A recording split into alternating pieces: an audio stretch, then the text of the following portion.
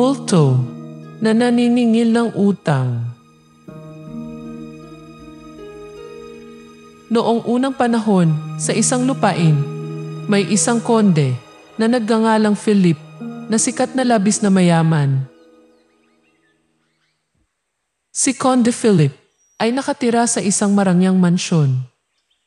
Malapit doon ay ang dukhang tahanan ng magsasakang si Leonard.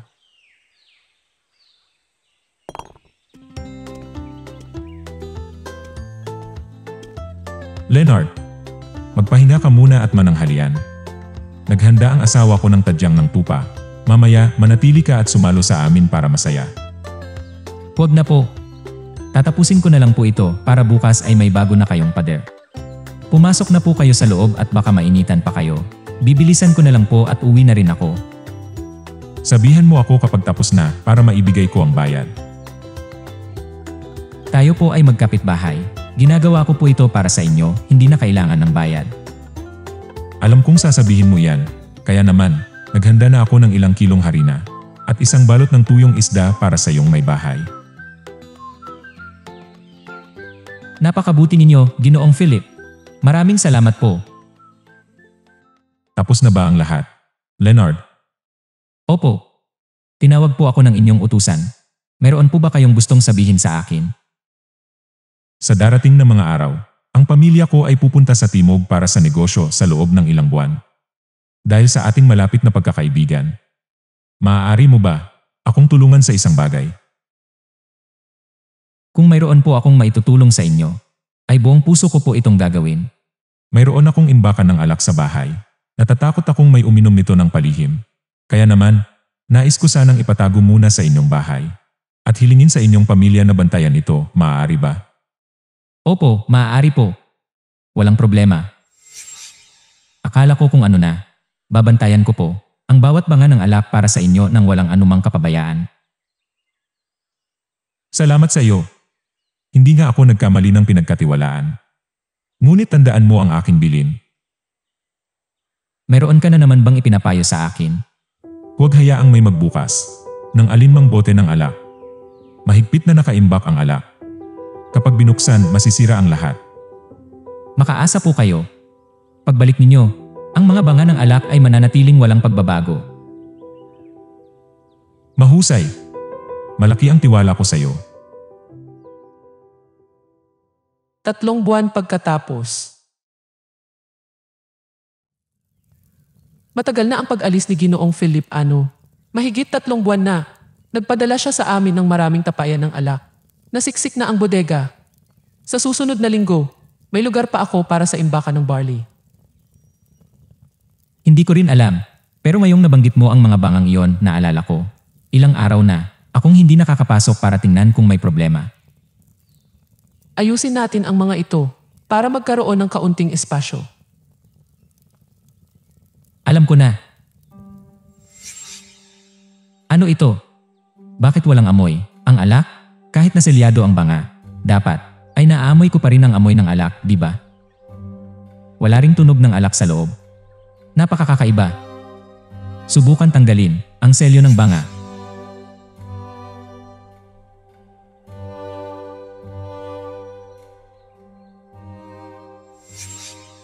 Pero, pinagbilinan niya tayo na huwag itong bubuksan. Pero sa dami ng bote na ito, kahit buksan ko ng patago ang isa, hindi niya malalaman. At malinaw na, hindi ito amoy alak. May tinatago ba siya sa loob at nagsinungaling na alak ito? Naku po. Pera. Pera pala. Hindi alak. May pagkakamali ba rito? Bakit ganito karaming pera? Tansya ko ang halaga nito ay aabot sa 3,000 sentimo lahat-lahat. Hindi ito maliit na halaga. Diyos ko, ang ganito kalaking pera ay kahit sa 3 buhay hindi natin mapapangarap. Kaya pala, ginamit ni Ginoong Philip ang dahilan na ipabantay sa atin ang alak. Ngunit ang totoo pala ay pera.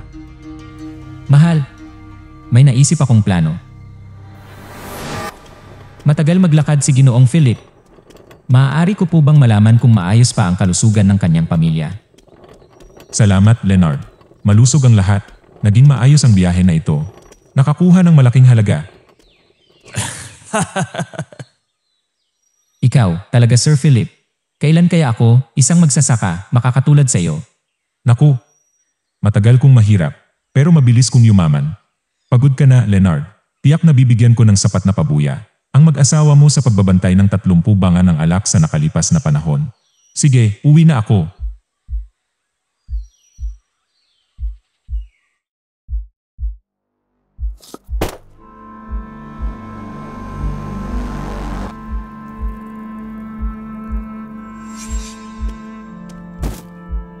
Tayo ay pupunta sa palengke para bumili ng masarap na alak at pupunuin natin ang lahat ng banga. Pagkatapos, ay selyuhan natin ang 30 banga, tulad ng dati. Tapos na ang lahat. Tayong dalawa ay walang alam. Nagpatago sa atin si Ginoong Philip ng alak, kaya alak din ang tatanggapin niya. Tama yan. Tayo ay nagbabantay lang ng alak. Hindi pa namin ito hinawakan para palihim na uminom. Diyos ko, ang pera ko, ang ipon ng buong buhay ko, ay kinuha ni Leonard nang walang hiya. Ano ang dapat kong gawin?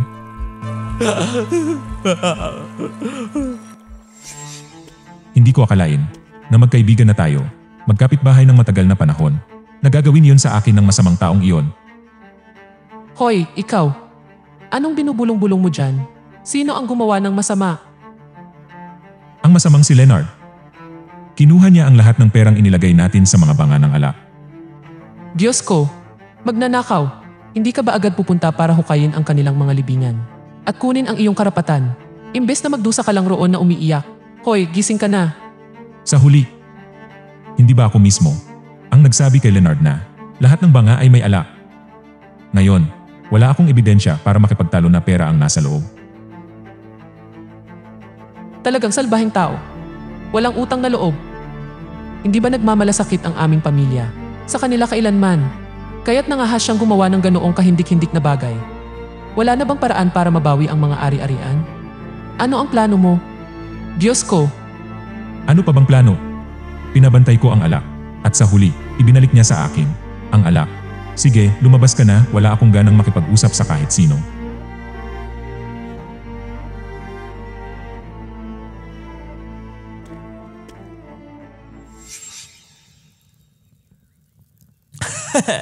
Siguradong galit na galit si matandang Philip. Pero wala siyang magagawa. Walang ebidensya, walang testigo. Wala kahit ano. Mahal, kailan natin gagastusin ang pera?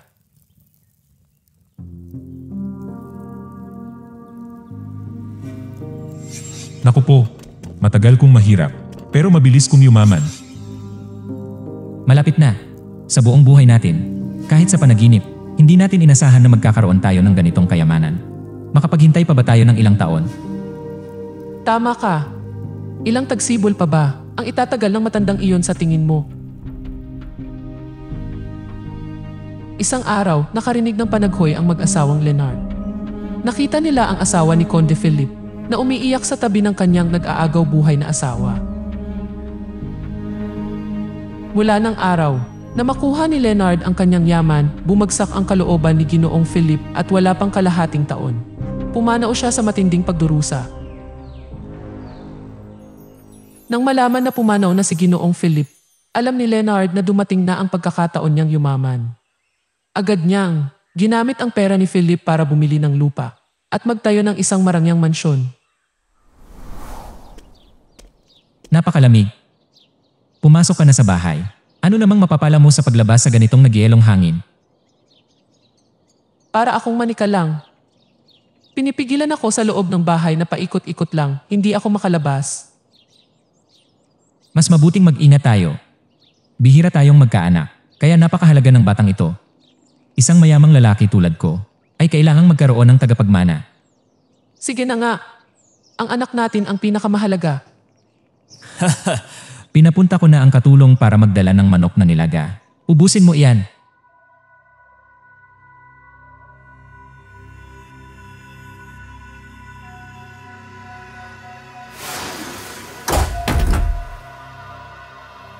Naku, Ginoong Philip. Maningil ng utang. Singilin. Singilin ako. Naku po. Panaginip lang pala. Nagulat ako doon. Bakit matagal na panahon na? Bigla ko siyang napaginipan ngayon? Hindi ko alam kung may ibig sabihin ito. Bahala na. Amo, nanganak na po si Ginang Leonard ng isang lalaki. Aking anak. Mabuti. Aking minamahal na anak. Ang aking ginto.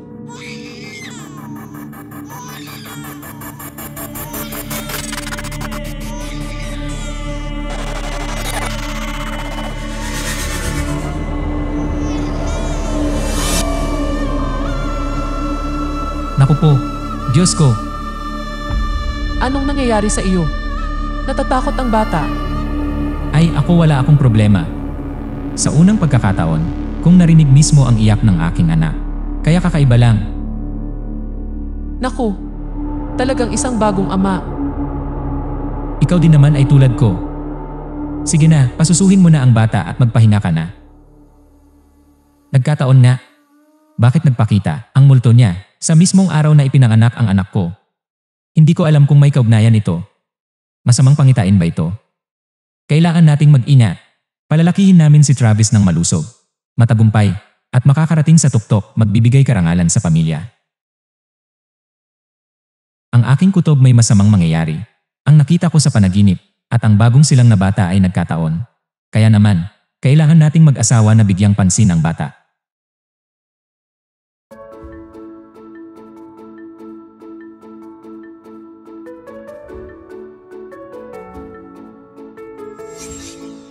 Kumusta, Ama? Kailan ka pa dyan?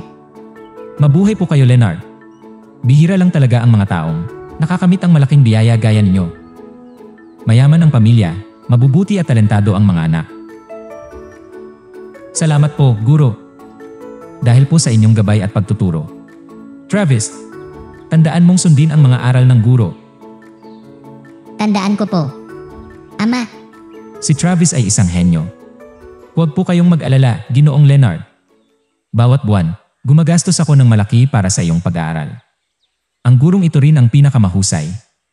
Siguro, ang prinsipe na lang ang nakahihigit sa iyo. salamat po, Ama. Ang pagmamahal at pag-aarugan nyo ay tiyak na aking susuklian at hindi malilimutan habang buhay. 20 taon pagkatapos. Ikaw talaga, Sir Leonard. Nagkaroon ka ng anak na lalaki na nakakatuwa. Ganyan dapat ang anak. Ang pamilya ni Ginoong Leonard ay siguradong namuhay ng matuwid kaya't sila'y biniyayaan. Tama yan. Mayaman pa, ang mga anak ay matagumpay. Kahit sa panaginip ay hindi maaabot. Ngayon, nagdala ako ng karangalan upang suklian ang kabutihan ng aking mga magulang. Magaling. Tunay kang anak ko. Napakabuti ng anak namin. Travis ko, Nagpapasalamat kami sa inyong lahat. Sa pagdalo rito upang batiin ang aming pamilya, ang aming anak ay nakapasa sa mataas na pagsusulit at ginawaran ng titulo ng hari. Si Ginoong Travis ay hindi lamang ipinagmamalaki ng pamilya ni Ginoong Leonard, kundi nagbigay din ng karangalan sa buong bayan. Matagal na panahon na, mula nang huling magkaroon ng ganitong kasayahan ang mga kapitbahay. Magsaya po kayong lahat sa pagkain at pagdiriwang. Nakikita ko na ang pagbili ng mga titulo ay nauuso ngayon sa palasyo. Ginoong Leonard, para sa kinabukasan ng iyong anak, sa tingin ko ay dapat mo siyang bilhan ng mas mataas na titulo. Tama nga. Sa tingin ko, tama si Sir Curry. Anyway, si Travis lang naman ang anak mo. Kung hindi mo siya susuportahan at bibigyan ng lahat ng resources, sino pa? At ang mga apo mo pa, tiyak na makikinabang din sila. Sa tingin nyo ba, mas maganda yon? Maniwala ka sa amin, kaya mo ring paunlarin pa ang bata. Ang posisyong ito ay nakakapagbigay na ng dangal. Ngunit para sa isang binata, mas magiging matatag ang kanyang karera at walang mawawala. Sang-ayon ako. Dapat pag-isipan ng mag-asawa ito para hindi magsisi sa hinaharap. Tama rin, ang aking nag-iisang anak ay hindi ordinaryo. Bata pa at matalino, ngunit nakakulong lang sa posisyong ito, sayang nga naman.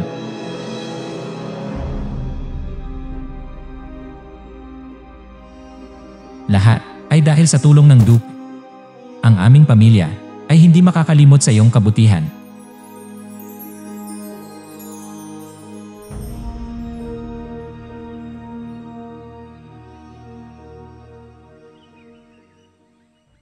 Ang karera ng ating anak ay maituturing ng pansamantalang matatag. Ngayon, ang susunod na gawain nating mag-asawa ay hanapan ang bata ng isang manugang na tunay na nababagay sa ating katayuan. Marami ring mga magulang ang nagpapahiwatig sa akin na ipagkasundo ang anak nilang babae sa bata. May kaya rin ang pamilya nila. Pero mukhang sa ngayon madalas siyang nakikitang kasama ang anak na babae ng makapangyarihang duke na yon. Malaking biyaya kung makukuha natin ang dalagang iyon. Pero natatakot ako. May pag-asa ba ang ating pamilya? Tingnan natin kung ano ang mangyayari bago tayo magpasya. Matigas ang ulo ng batang iyon. Kapag nagpasya na siya, walang sinuman ang makakapigil sa kanya.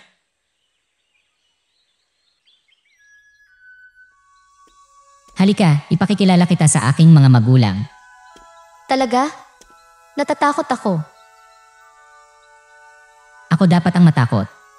Napakaraming lalaki na masigit sa akin ang nanliligaw sa iyo. Ngunit ako'y may tapat na puso, ikaw ang nag-iisang minamahal ko. Kung gayon, bukas, kakausapin natin ang aking ama. Sang-ayon ka ba? Lubos akong kumpiyansa. Pumasok na kayong dalawa sa bahay. Ano pang ginagawa ninyo dyan sa labas? Ama, ito po si Nora, ang anak na babae ng Duke. Pumasok po kayo sa loob, senyorita. Hindi ko po alam kung ayos lang ba na sa ganitong oras ng gabi ay niyaya po kayo ng anak ko na lumabas. Ayos lang po ba yon? Ginoong Leonard, huwag po ninyong sabihin iyan. Ako po ang dapat na bumati sa inyo. Sige, pasok na tayo sa bahay. Ama, ina, si Nora po ang babaeng nais kong pakasalan. Naway makuha namin ang inyong basbas. Ito, Sana po ay makapunta kayo sa aming bahay para formal na humingi ng aking kamay. Para kami ay magkasama na. Pero, nag-aalala ako na. Naiintindihan ko ang pag-aalala ninyo, ama at ina. Pero kung hindi si Nora, wala na akong ibang papakasalan. naiintindihan ko. Sa pagkakita kong nagmamahalan kayong dalawa, panatag na ang loob ng isang magulang tulad ko. Ngayon, umuwi ka na agad, binibini, bago mag-alala ang duke. Aayusin ko ito upang makausap na agad ang pamilya mo. Pumayag na po sina ama at ina. Kita mo na. Ngayon po, humihingi ako ng pahintulot na ihatid si Nora pauwi.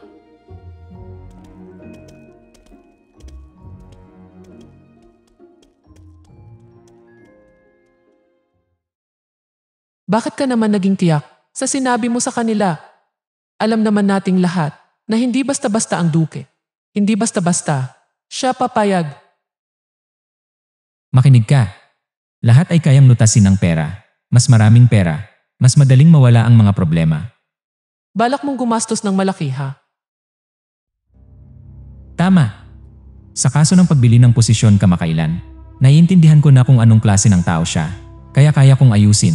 Hihiram din ako ng pera sa labas. Hindi iyon problema. Mas mahalaga ay, anong pakinabang natin pagkatapos ng mahirap na kasong ito? Kung magtagumpay, sino ang magiging kumpare ng ating pamilya? Ang Duke? Si Travis at pati na rin tayo ay nakikinabang kahit papaano. Sa buhay ng ating mga anak at apo, walang katapusang karangalan at kayamanan. Na, sa tingin ko tama ka. Pero mahirap din yan. Sa tingin ko, hindi maliit ang halagang ito. Bukas mismo, sisimulan ko itong pag-isipan. Sige, matulog ka na. Ang paggawa ng desisyong ito ay sumasakit na ang ulo ko. Mag-ingat po kayo sa pag-uwi, aking balay. Ipaalam nyo na lang sa amin kung kailan ang magandang araw. At ikasal na natin sila kagad. Isang malaking karangalan po para sa aming pamilya. Gino, ang aking anak ay magiging inyong manugang. Sana po ay gabayan niyo siya. Si Nora, ang siyang kailangang magpaturo sa inyo. Mula pagkabata hanggang ngayon, puro pag-aaral lang ang alam niya. Isang marangal na senyorita na maganda, magalang at matalino. Ang pagkakaroon ng senyorita Nora bilang manugang, Iyon ang pinakamalaking kaligayahan sa buong buhay ko po. Nagtagumpay po ba? Ano ba sa tingin mo ang iyong ama? Ang kasunduang ito ay umubos na ng buong yaman ng pamilya Leonard. Siguraduhin mong kikilos ka ng maayos. Tiyak po, hindi ko kayo bibigyan, Ama.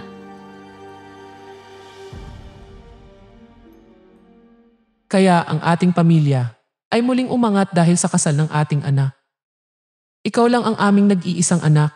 Ang pagkakaroon sa iyo sa aming buhay ay isang biyayang walang kapantay. Ginawa na po ni na ama't ina ang lahat para sa akin. Panahon na para suklian ko ang inyong kabutihan. Dapat po kayong manatiling malusog. Tingnan mo ang ama mo. Hindi na maitikom ang bibig sa sobrang saya. Mula ngayon, buong araw siyang magyayabang dahil balain na niya, ang duke.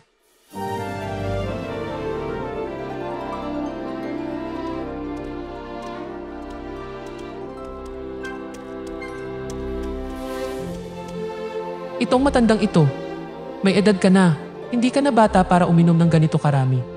Matulog ka na, baka mahamugan ka pa. Itong matandang babaeng ito, matulog ka na, bukas ay magiging abala ako. Kailangan ko pang ipagyabang sa mga kapitbahay at sa mga taong minamaliit ako noon. Maraming taon na ang nawala sa akin. Ngunit sa huli, nabawi ko na ang utang mo sa akin kasama ang kaunting interes. Ang utang ay nabayaran na. Sa tingin ko, dapat na akong umalis.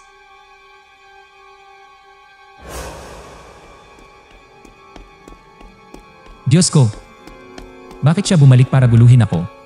Kapag bumalik ka pa at humarap sa akin, hindi ka matatapos sa akin. Narinig mo ba? Huhukayin ko ang libingan ng buong pamilya mo. Huwag mo akong sisisihin. Ano ba yung pinagsasabi mo? Lumabas ka na at tingnan mo kung anong nangyari kay Travis. Malubha ang pagkakasakit niya.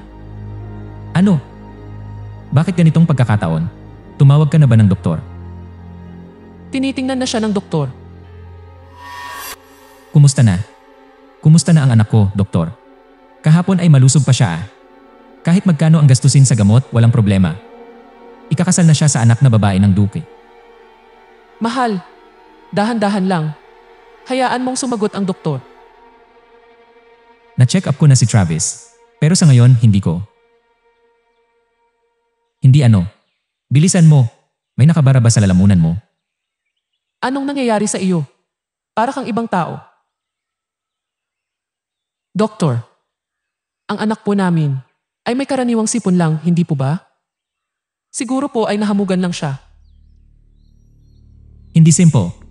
Malubha ang kanyang karamdaman at hindi maganda ang prognosis. Ngunit kung saan nagmula ang sakit ay hindi ko matukoy. Talaga ito ay isang bihirang kaso sa aking karera bilang manggagamot. Diyos ko, anong sinasabi mo? Paano nangyari iyon? Hindi kami naniniwala. Sigurado may pagkakamali rito. Sa mundong ito, walang sakit na walang malinaw na dahilan.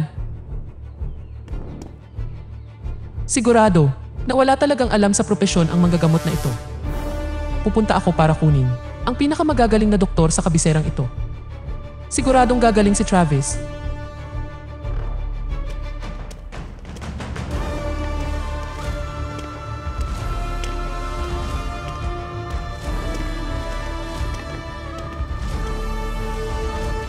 Posible kaya? Ngunit paano? Ang patay ay wala nang magagawa. Magsalita ka na. Ano ba talaga ang nangyari? Simula nang magkasakit si Travis, napakakaiba ng kilos mo.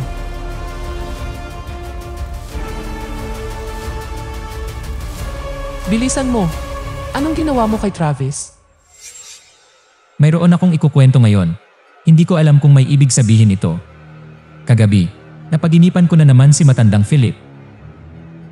Napaginipan si matandang Philip. Ang beses na ipinanganak si Travis 20 taon na ang nakakaraan na ikwento mo na rin. Pero bakit napaginipan mo ulit ngayon? Tama. Kagabi napaginipan ko ulit siya. At sa pagkakataong ito, sinabi niya na nabawi na raw niya ang utang ng ating pamilya at panahon na raw para umalis. Naku po, anong ibig sabihin yan? Sino ang dapat umalis? Wala akong maintindihan. Nabawi na raw ang utang.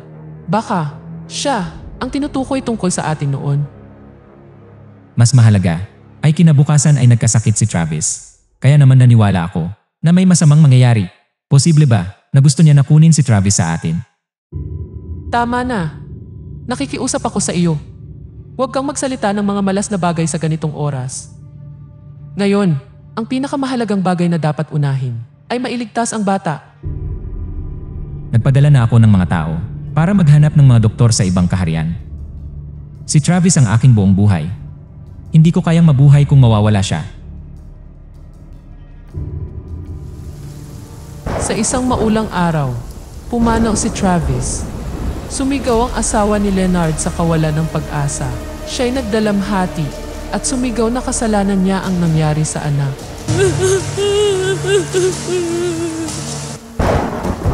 Hindi siya makapaniwala na ang kanyang minamahal na anak ay iniwan na siya magpakailanman. Samantala si Leonard ay masakit na napagtanto na ito ang kanyang karma.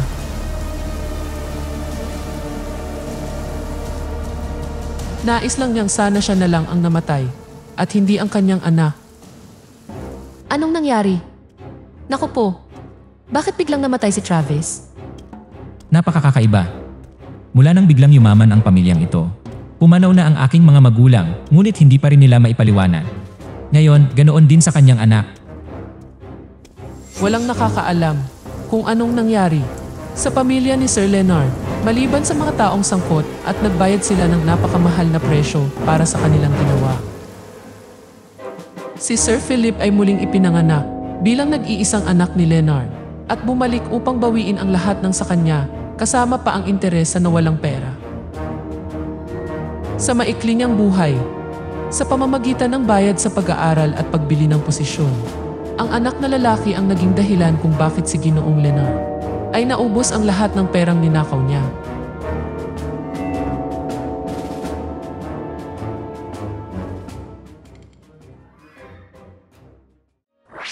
Salamat sa panonood ng video ngayong araw. Kung nagustuhan mo ito, huwag kalimutang mag-like, share at subscribe sa aming channel para hindi mo ma-miss ang mga susunod na kawili-wiling video. May ideya o suggestion ka? Mag-iwan lang ng comment sa ibaba. Lagi kaming nakikinig sa inyong feedback. Kita-kits sa mga susunod na video. Magandang araw. Paalam.